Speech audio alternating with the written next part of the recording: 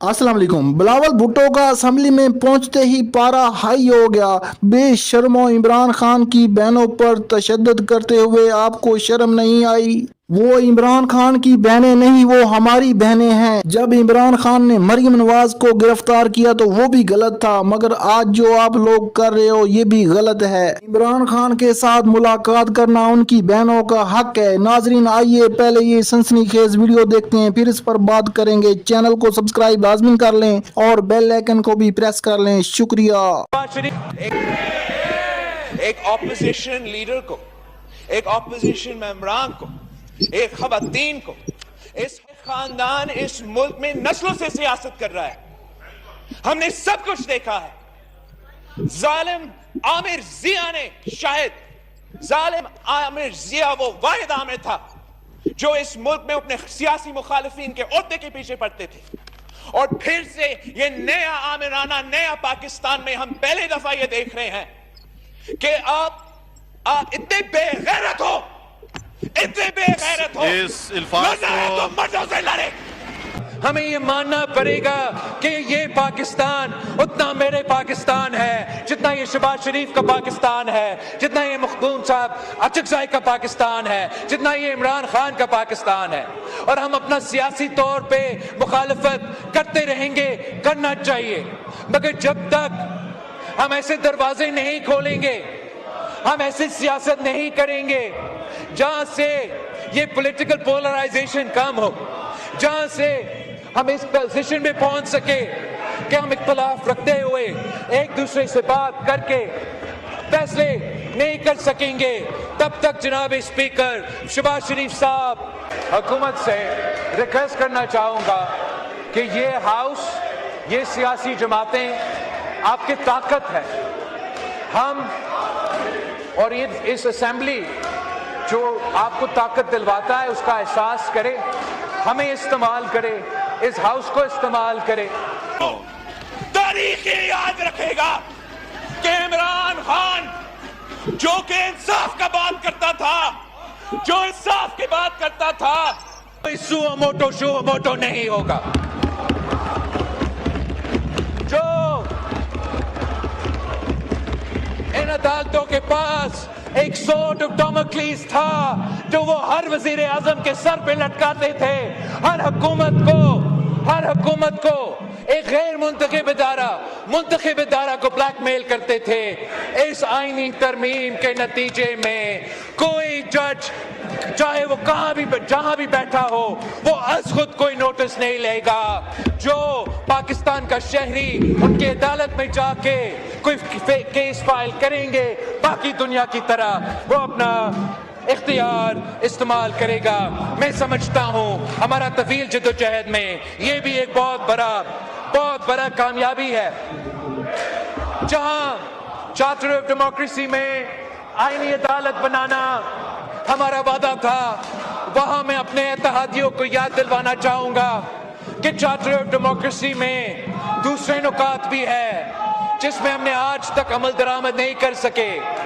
मैं समझता हूं कि अगर पाकिस्तान ने सही सिमत पे चलना है, अगर हमने इन बहरानों से निकलना है, अगर हमने मुआशी बहरान का मुकाबला करना है, अगर हमने अंदरूनी दहशतगर्दी का मुकाबला करना है, अगर हमने बैरूनी ताकतों का मुकाबला करना है, तो हमने चार्टर ऑफ डेमोक्रेसी के बाकी जो शिक रहते हैं उन पे मुकम्मल तौर पे अमल दरामद करना पड़ेगा। हमें ट्रूथ एंड रेकन्सिलिएशन की तरफ बढ़ना कर रहा है, जो डिलीवरी भी कर रहा है। लेकिन जब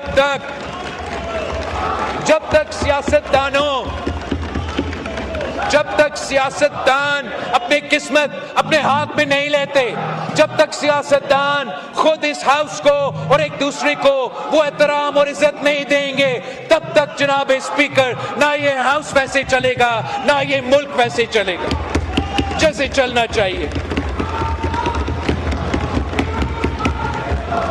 मैं ऑपोजिशन को बाकायदा दावत देता हूं कि आप अपना एहतजाज करो, सो बिस्मिल्लाह, मगर सियासी मैदान ना छोड़े, पार्लियामान का मैदान ना छोड़े, और सियासी जमातों के दरमियान जो राब्ता है وہ نہ صرف شروع ہونا چاہیے، اس میں تسلسل چلنا چاہیے تاکہ ہم اس ڈیڈ لاک سے اپنے آپ کو نکال سکیں۔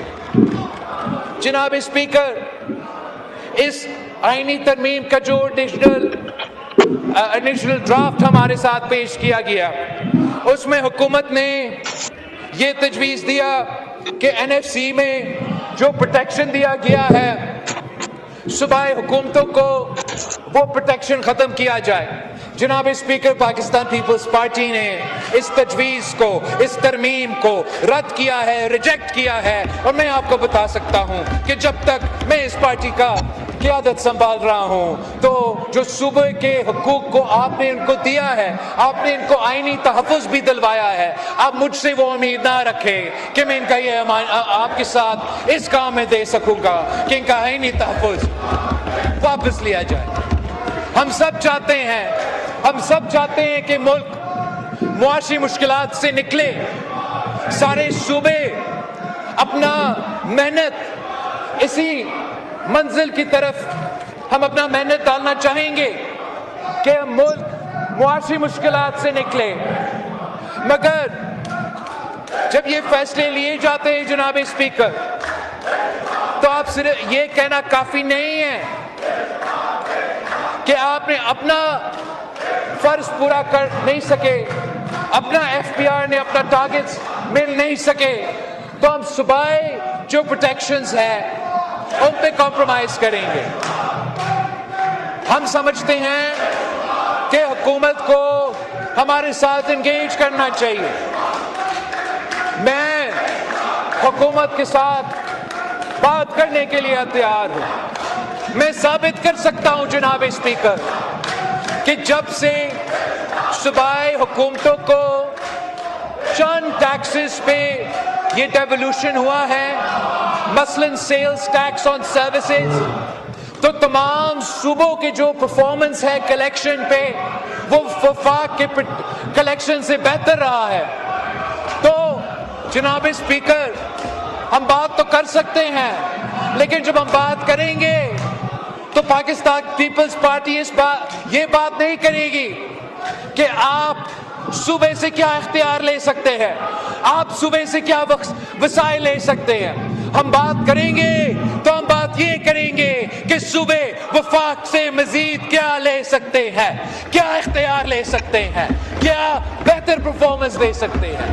میں سمجھتا ہوں کہ اگر آپ کا ایف پی آر، آپ کا فائنینشیل انسٹیٹیوشنز ٹیکس اکٹھے کرنے میں ناکام رہے ہیں، تو آپ صوبہ پنجاب کو اس کا سزا نہ دیں، آپ صوبہ سندھ، صوبہ بلوچستان، صوبہ پختونخوا کو اس کا سزا نہ دیں، آپ ہمیں وہ ذمہ داری دیں، آپ تمام صوبے کو یہ ذمہ داری دے کہ جو ٹیکس کلیکٹ کرنے میں وفاق ناکام رہا ہے، میں آپ کو بتاتا ہوں جناب اسپیکر، آپ جو صوبائی حکومتوں کو یہ ذمہ داری دے، انشاءاللہ تعالی ہم آپ کی ایف پی آر سے بہتر پرفارم کر کے آپ کو پیسے دلوائیں گے۔ آپ کا تجویز تھا کہ آپ صوبے سے ایجوکیشن اور پاپولیشن واپس لینا چاہتے ہو۔ جناب اسپیکر، جب پاکستان پیپلز پارٹی نے 18ویں ترمیم پاس کروایا تو یہ اس لیے ایک تاریخی کامیابی تھا کہ ہم نے نہ صرف جمہوریت کو آگے لے کے گئے، وفاق کو مضبوط بنا دیا، صوبوں کو اپنے اختیار دے دیا، مالی وسائل پہ ان کا سے دے دیا، مگر جو تمام علیحدگی پرست سیاسی قوتیں اور غیر سیاسی قوتیں جو اس ملک میں دہشت گردی پھیلا رہے ہیں یا علیحدگی پرست سیاست کر رہے تھے، ہم نے سب مل کے اس 18ویں ترمیم پہ دستخط کر کے ان کی سیاست کو دفن کروایا۔ ہم نے علیحدگی کی سیاست کا خاتمہ کیا تھا، اور آج بھی جب دونوں بارڈر سے آپ پہ یہ سازشیں پک رہے ہیں، جب ملک کے اندر دہشت گردی ہو رہا ہے، میں ہاتھ جوڑ کے وفاق سے کہتا ہوں کہ ایسے کام نہ کرے جس کے علیحدگی پلس کو قوت ملے، ایسے کام نہ کرے جس سے آپ کو دشمنوں کو، آپ کے مخالفوں کو کوئی قوت ملے، کوئی طاقت ملے، ان کو کوئی بہانہ نہیں ملنا چاہیے۔ وہ کہتے ہیں کہ وہ چاہتے ہیں ایک الگ ملک، وہ بلوچستان سے الگ ملک بنائیں گے، وہ سندھ سے الگ ملک بنائیں گے۔ ان کو یہ بہانے کیوں دے؟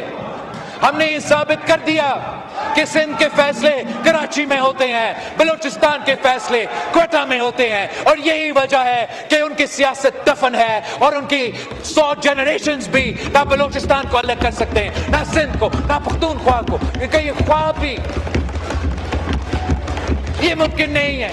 لیکن اگر ہم سے کوئی ایسا غلطی ہوا جس سے یہ الزام لگ سکے گا، اگر ہم سے کوئی غلطی ہوا اور وہ یہ الزام لگا سکے کہ بلوچستان کے فیصلے کوئٹہ میں نہیں اسلام آباد میں ہو رہے ہیں، یا کسی اور کے فیصلے ان صوبائی کیپٹلز میں نہیں مگر اسلام آباد میں ہو رہے ہیں، ان کی مرضی کے بغیر ہو رہے ہیں، تو اس غلطی کی وجہ سے ان قوتوں کو، ملک دشمن قوتوں کو، علیحدگی پرست قوتوں کو قوت ملے گا، جمہوری قوتوں کو، ہم جیسے وفاق پرست سیاستدانوں کو اس کا نقصان ہوگا۔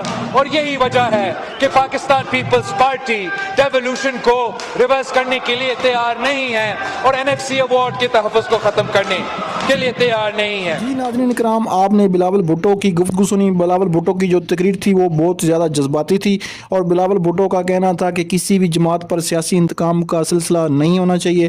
بلاول بھٹو کا یہ بھی کہنا تھا کہ جتنا پاکستان میرا ہے اتنا عمران خان کا بھی ہے، اور اتنا جو ہے آصف علی زرداری کا بھی ہے، اور اتنا نواز شریف صاحب کا بھی ہے۔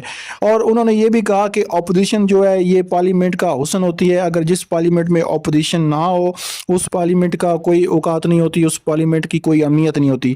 اور انہوں نے اسپیکر صاحب کو یہ بھی کہا کہ اسپیکر صاحب آپ لوگ ہم سے کام لیں، اور انہوں نے یہ بھی کہا کہ ہم جو ہے صوبوں کے حقوق پر ڈاکہ نہیں ڈلنے دیں گے، ہم صوبوں کے حقوق کی حفاظت کریں گے، کیونکہ ہم وفاق سے کچھ لیں گے بلکہ دیں گے نہیں۔